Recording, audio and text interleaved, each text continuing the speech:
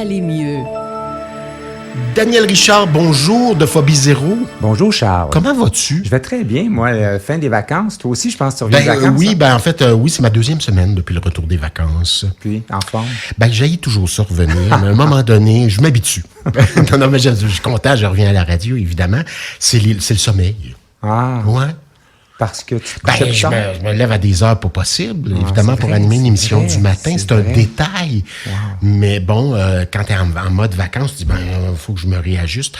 Il y a juste ça. Sinon, je suis bien content. Je découvre des gens nouveaux, des gens sympathiques. Puis je suis content. Bonne rentrée à toi, d'ailleurs. Oui, c'est notre merci, rentrée, mine de merci. rien. Oui, tout à fait. Daniel Richard de Phobie Zéro. On parle de phobie sociale aujourd'hui. Oui, je te rappelle que Phobie Zéro, dans le fond, on vient en aide aux gens qui souffrent de troubles anxieux ou de troubles compulsifs, obsessionnels compulsifs. Puis on existe depuis 30 ans. On est une organisation sans but lucratif. Alors, aujourd'hui, on va recevoir une avocate, Karine Conant-Dubois, qui a vécu avec la phobie sociale. Puis je pense que ça va être intéressant de nous parler d'écouter son témoignage. Karine a témoigné dans Tenir debout, le livre. On en a parlé il y a quelques mois. Oui, on avait reçu Ariane Harpin-Delorme il y a à peu près un mois ou deux.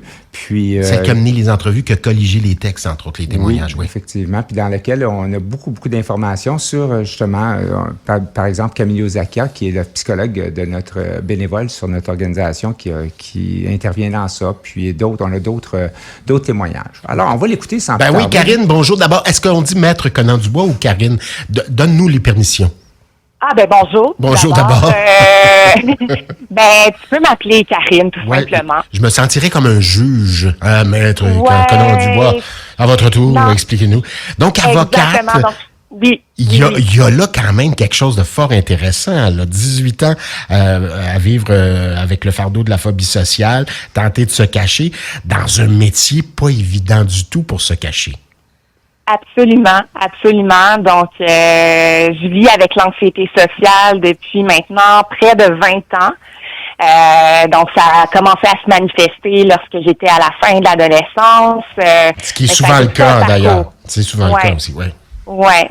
C'est sûr que maintenant, ça a été une longue évolution. Alors, c'est plus nécessairement un trouble maintenant. Ça n'handicape pas ma vie, mais c'est encore présent. Et je garde une vulnérabilité. Bon, explique-nous, ça se manifestait comment? Ça se manifeste comment encore? Oui, donc, moi, les premiers symptômes, j'étais en secondaire 5, puis en salle de classe, là, j'ai commencé à ressentir vraiment des symptômes physiques assez violents, là, sensation d'oppression, tremblement. C'est comme si j'étais sous le jugement constant de toute personne autour de moi, que mes moindres gestes étaient analysés. Donc, je devenais vraiment obsessionnelle par rapport à ce que les autres pouvaient penser de moi. Donc, c'était une anxiété là, très, très forte qui était vécue. Mais il y avait des choses choses qui faisaient en sorte que tu pouvais te méfier de ce qu'on aurait dit. Est-ce qu'on t'a dit des choses blessantes aussi? C'est sûr que oui, j'ai vécu des traumas quand j'étais enfant, liés au racisme, parce que je suis métisse ivoirienne québécoise. Donc oui, j'ai vécu quand même des événements où j'ai vécu de l'intimidation. Mais à l'adolescence, là, il n'y avait rien de particulièrement blessant là, dans mes interactions, mais c'est sûr que dans mon milieu familial, il y avait quand même aussi une dynamique particulière. Donc c'est un ensemble de facteurs je dirais, là, qui ont déclenché chez moi une anxiété. Donc, c'était là, c'était latent, ça bougeait pas, puis à un moment donné, c'est devenu du concret. Exactement. Je pense que c'était présent de façon latente, comme tu décris. Bon. Au départ, tu pouvais pas mettre de nom là-dessus. Tu dis, je me sens mal en groupe, est-ce que je me sens mal? C'est difficile. Qu'est-ce qui m'arrive? C'est un peu ça? Oui, puis on se replonge début des années 2000, donc il n'y avait pas la même conscientisation par rapport aux enjeux de santé mentale, donc je pouvais même pas mettre des mots sur qu'est-ce que je vivais. À ce moment-là, on parlait d'anxiété de façon générale, de dépression, mais pas spécifiquement d'anxiété sociale. Bon, t'es allé chercher de l'aide dès le départ ou t'as laissé ça, t'as mis le couvercle là-dessus? non, moi, je suis très, très proactive. Je l'étais déjà à l'époque. Donc, j'ai essayé d'avoir accès à des ressources, des psychologues, des médecins. Malheureusement, j'ai pas eu d'aide à l'époque. Donc, j'ai fait énormément de lectures. Même, j'avais entendu parler de phobie zéro à l'époque. Et donc, c'est petit à petit, au fil de mes recherches, que j'ai pu mettre des mots sur qu'est-ce que je Bon, disais. est-ce que tu es allé voir des psychologues, des psychiatres? As-tu eu de la médication? À cette époque-là, ma mère était sur l'aide sociale, donc moi, on n'avait pas les moyens, donc j'ai pas eu accès à aucun service. J'ai pas eu, non, vraiment. Puis c'est vraiment plus tard, là, vers l'âge de 25 ans, finalement, quand j'étais à l'université, j'ai eu l'aide. Est-ce que ça continuait, là, les cours à l'université, j'imagine? Vous êtes des centaines, surtout en droit. Tu as eu une formation en droit. Ouais. Pas évident du tout. Aller dans les bars également, ça devait pas être facile. Ouais. Ben moi, en fait, c'est sûr que il y a eu des vagues, des périodes d'accalmie où ça a été moins présent là, dans ma jeune vingtaine, mais ça revenait là. Continuellement. Ouais, puis moi j'ai utilisé l'alcool pour m'automédicamenter, donc Une bonne idée nécessairement. Ben écoutez, ça a été un mode de fonctionnement que j'ai appris, hein, c'est souvent intergénérationnel. Ma mère utilisait la consommation d'alcool, c'était consommation très sévère, donc moi c'est ce que j'ai appris à l'époque et c'était la seule ressource. Hein. Si j'avais eu accès à des psychologues ou d'autres services, peut-être que ça aurait été différent. Mais c'était vraiment un moyen de m'automédicamenter avec l'alcool. Ouais. Donc formation en droit, diplôme en main, t'es avocate aussi, donc ça veut dire le barreau par la suite, j'imagine. Puis là, tu as des interactions avec un paquet de monde. À la cour, peut-être. Est-ce que tu plaides ou au contraire, t'es plus dans la négociation? J'ai plaidé, oui. J'ai fait de la négociation, j'ai fait de tout. Mais je tiens à préciser quand même que l'anxiété est n'handicape plus ma vie depuis à peu près une période de 10 ans. Là, donc, t'as vaincu la bête? Non, la bête est toujours présente. Mais tu l'as domptée. Il faut que je la surveille. Je l'ai domptée, mais il faut que je la surveille. Donc, comment tu l'as domptée? Ben, premièrement, à partir du moment où j'ai eu accès à des thérapeutes, j'ai eu accès à la médication pendant une certaine période. À partir de 25 ans, comme tu as dit. Ouais, c'est ça. Donc là, ça fait un peu plus que 10 ans. Donc, à partir de ce moment-là, ça allait déjà mieux. À partir du moment aussi où j'ai accepté cette partie-là de moi et que j'ai arrêté, en fait, de la combattre. Donc c'est vraiment l'acceptation, puis l'ouverture, puis d'en parler. Moi, ça a été vraiment le facteur qui m'a aidé. Ça devait pas être évident d'en parler au départ.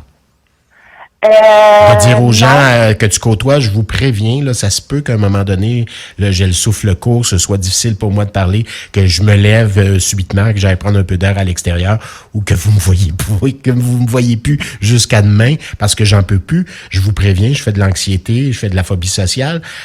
Au départ, ça prend du courage d'abord pour le dire à nos proches, à nos amis. Oui, tout à fait. C'est sûr que c'est très rare que l'anxiété va prendre autant de place présentement depuis environ 10 ans. Là. Je suis très fonctionnelle, ok. Donc la plupart des gens pourraient même pas le remarquer. Donc, mais il faut que je sois prudente au quotidien, que je prenne soin de moi. Mais oui, en parler ouvertement, c'est sûr que ça a été un défi. En parler présentement à la radio, ça aussi, c'est un défi. Ben là, tu le fais bien, tu es en train de remplir ta mission haut la main, Karine. Mais tu sais, moi, je suis très fière de moi. Je repense à la jeune Karine de 17 ans là, qui a passé un an à pas pouvoir sortir de chez elle. Ah oui, pétrifiée à ce point-là. Là. Ouais, c'était vraiment, j'ai passé un an où moi j'ai mis en place une thérapie d'exposition progressive. Je me faisais des listes d'objectifs. Aujourd'hui, je vais aller prendre une marche. Aujourd'hui, je vais aller au dépanneur. C'était des petits objectifs. Mais des choses que tu savais que tu pouvais surmonter. Ben, des fois, ça c'était pas un succès nécessairement, puis je revenais, puis là, je me disais à quel point j'avais été mauvaise, là, mais... L'estime de soi là-dedans, ça prend un coup, j'imagine. Ouais. Mais maintenant, tu sais, je suis très... mais c'est ça, je suis sereine, en fait, j'en parle, puis, tu sais, c'est sûr que j'ai vraiment une distance, mais, comme je vous dis, c'est ça, il faut quand même que je reste vigilante, puis que c'est encore présent en moi. Bon, as-tu des enfants? Non. OK. Si t'en avais, tu serais vigilante, tu regarderais, tu détecterais certains comportements qui te rappelleraient peut-être toi, la Karine d'avant. J'imagine. Je pense que je peux déjà le remarquer même des Chez fois, d'autres. des signes subtils. Ouais, chez d'autres personnes. Puis ouais. Ben, c'était quand même extraordinaire, Daniel Richard. Donc, on peut lire le témoignage de Karine. Oui, dans on le peut livre. lire le témoignage. Puis, dans le fond, Karine, ce qu'elle écrit dans le livre, ce qu'elle raconte dans le livre aussi, puis je pense que tu pourras valider, c'est que même si ça soulage dans l'immédiat de s'isoler, dans le fond, lorsqu'on vit de l'anxiété sociale, au contraire, il faut éviter l'isolement. Je pense que c'est un des premiers messages que tu as me livrer, n'est-ce pas? Ah, absolument. C'est pour moi. D'aller à contrario. Oui, c'est ça, en fait. C'est. Ce que notre instinct dit, c'est va te cacher quelque part en petite boule, mais fais pas ça.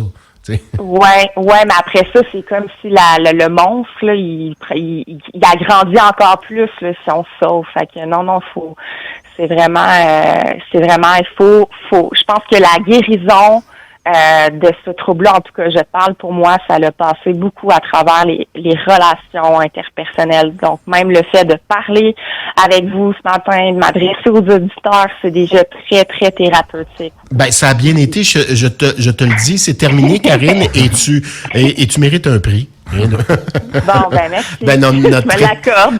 Notre éternelle reconnaissance, merci. Donc, elle s'appelle Karine Conan-Dubois et le témoignage est dans le livre d'Ariane Arpin-Delorme qui s'appelle « Tenir debout ». Alors, Charles, oui. Si jamais d'autres de tes auditeurs se sentent concernés par ça, on se reconnaît dans ce qu'elle nous dit, Karine. De l'anxiété sociale, bien, Phobie Zéro a des groupes d'entraide pour ça. Puis c'est le meilleur endroit pour échanger puis comprendre et commencer dans le fond, à éviter l'évitement, si tu me permets. Oui, tout à fait. Puis, comme Karine a dit, d'en parler, de le dire. Oui. De dire, voilà, moi, je me sens comme ça. Puis, peut-être qu'en échangeant, ça a dû t'aider. Si t'es allé à Phobie Zéro, peut-être, Karine, ça a dû t'aider, ça, l'échange. Je pense qu'elle a lu d'abord sur Phobie Zéro. OK, plutôt que d'aller vers des groupes. Mais bon, l'échange aide toujours. Ça j'ai fait une thérapie de groupe. OK. Ça m'a beaucoup aidé, ouais. Mais pas au départ. Au départ, tu devais revenir en disant dans quoi je me suis embarqué. Puis, à un moment donné, pouf, ça t'a aidé, j'imagine. Ah non, moi, j'étais prête à embarquer, oui? là. Bon. Alors, moi, je suis très fonceuse. Ben, fantastique. Heureusement, ça t'a sauvé. Ouais. Alors, dans le fond, tous les jeudis soirs, à Longueuil, au Centre d'action bénévole de Saint-Hubert, qui est sur Grande Allée, on a des groupes d'entraide. Puis, là, en devenant membre, c'est gratuit pendant 3 mois. On peut y aller tant qu'on veut. Puis, il y a aussi des groupes virtuels. C'est peut-être une première étape. On ne veut pas se déplacer, on a une anxiété sociale, on a des groupes virtuels le lundi, mercredi et vendredi. D'ailleurs, on en a ce soir. Puis ce soir, c'est moi qui l'anime. On va parler un petit peu des émotions. Puis c'est quoi le message des émotions puis des besoins? Tu as les numéros de téléphone, tu as l'adresse Internet à portée de main, Daniel. Oui, je ne l'ai pas ici. Le numéro de téléphone, j'ai mal fait ma job à matin. 450-922-5964. C'est au bureau. On peut parler à Guylaine. Puis sinon, sur phobiezero.qc.ca. Phobie au pluriel. Phobie au pluriel. Donc, en Google Phobie, on va le trouver normalement. Voilà. Ben merci, Karine Conan-Dubois. Merci pour ce témoignage. Puis on va voir aussi le livre d'Ariane Arpin-Delorme, Tenir debout. À une prochaine. Bonne chance, Karine. Merci, Charles. Bye. Merci, Bonne Daniel. Journée. Bonne journée à toi. Daniel. Bye. Merci.